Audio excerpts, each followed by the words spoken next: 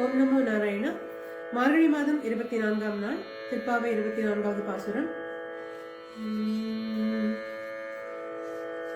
அன்றி இவ்வுலகமளந்தாய் அடி போற்றே,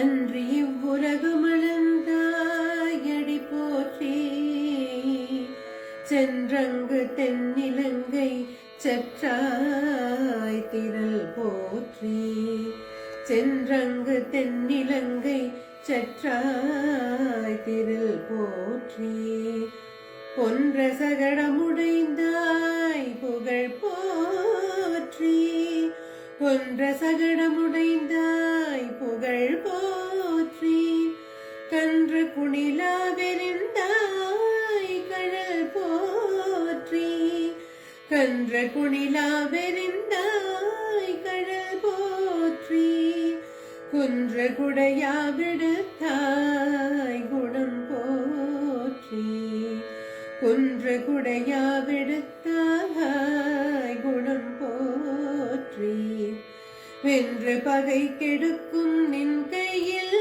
வேல் போற்றி, வென்று பகை கெடுக்கும் நின் கையில் வேல் போற்றி, என்றென்று சேவகமே ஏத்திப்பறை கொள்வான், என்றென்று சேவகமே ஏத்திப்பறை கொள்வான், இன்றையா வந்தோம் இரங்கேலோரியம் பாவாய், இன்றையா வந்தோம் இரங்கேலோரியம் பாவாய்.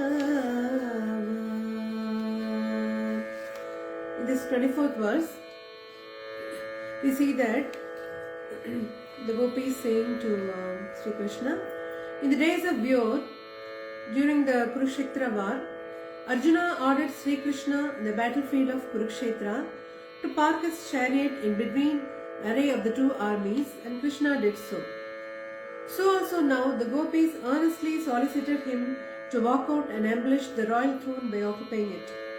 When he stood out, all the gopis with Nappinai followed him with prayers for his safety, and when he sat on the throne, held his feet with their very tender hands and pressed them to their heart and eyes with veneration.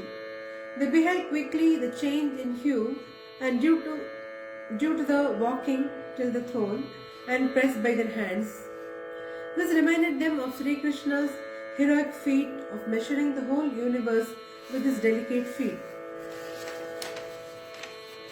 That Andal is the very worthy daughter of Periyalvar is proved in this verse.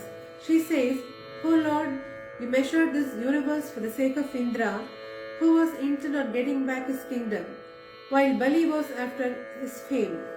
No one gave a thought to your tenderness, so we have come to pray that you must be free from all evils, O Lord," says Andal in the Gopis. Om Namo Narayana. மார்கழி மாதம் 24ஆம் நாள், திருப்பாவை 24வது பாசுரம்.